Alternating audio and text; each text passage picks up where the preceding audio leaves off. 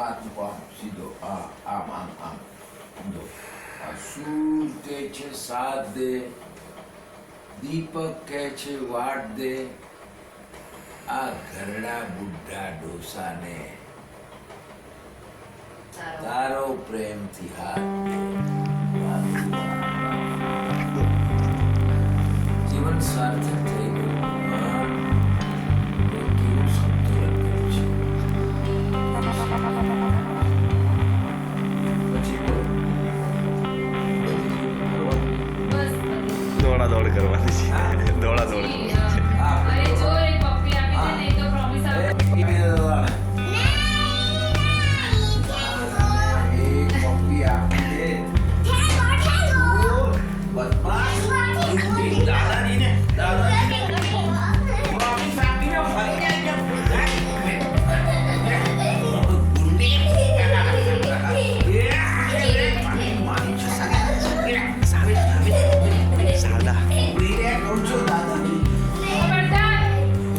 ખબરદાર જો મારી છોકરીને આવી ગાળ ગલોચ કરશે તો મારી છોકરીને વધારા નથી ને નારે કહો છો.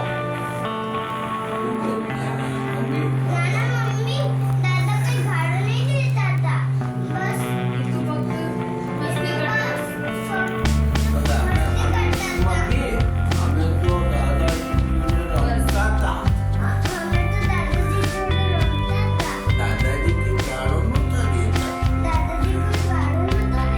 બધું સાવધાન વધારે છે. પછી વચ્ચે ડાયલોગ હોય છે, મમ્મી પ્લીઝ તારે પનિશ કર્યું તો મને ઘરમાં દાદા જ નહીં.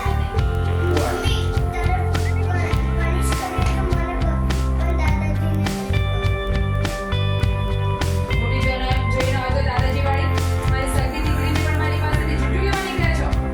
અરે બહુ બેટા તમે શું બોલો છો? હું તમારી દીકરીને છૂટવી દઉં? હા તમારે બધા જ કારસ્તાન જાણું છું. ચાલ અહીંથી. ખબરદાર ફરી ફેરકી છે તો ચાલ ચામડે ચાલ. કાકા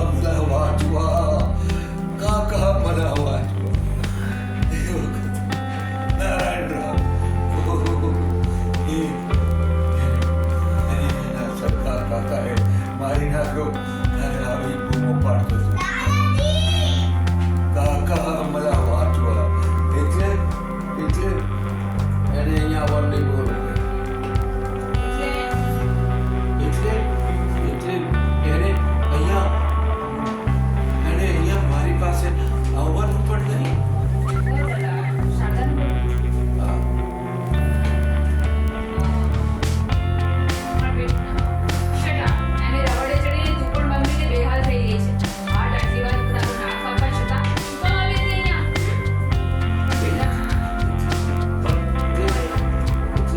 એટલે એને અહીંયા આવવાનું પણ નહીં.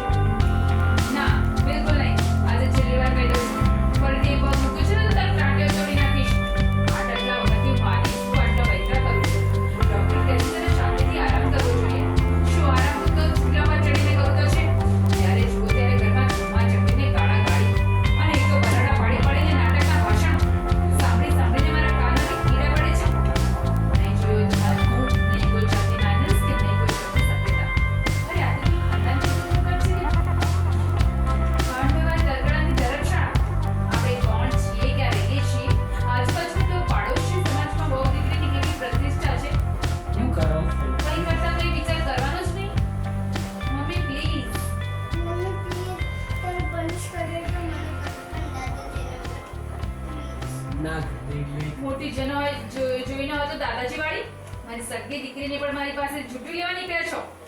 અરે બહુ બેટા શું બોલો છો? હું તમારી દીકરીને હું છૂટવી લઉં? હા તમારા બધા જ કારસ્તાન જાણું છું. ચાલ અહીંથી. ખબરદાર જો અહીંથી ફરકી જાય તો તરત ચામડા તળી નાખીશ. ચાલ દાદાજી. દાદા કાકા મને વાંચવા. કાકા મને વાંચવા. ભત્રીજાને મારી નાખતી વખત ભત્રીજો આવી જ બૂમો પાડતો હતો. નારાયણ રાવનો ભત્રીજો. કાકા मला वाचवा.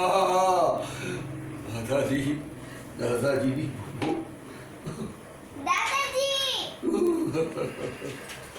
આવી ગુમો નારાયણરાવ પેશવાના છોકરાએ પાડી હતી. દાદા ભલા વાંચો એટલે એટલે એને એને એને અહીંયા આવવાનું પણ નહીં.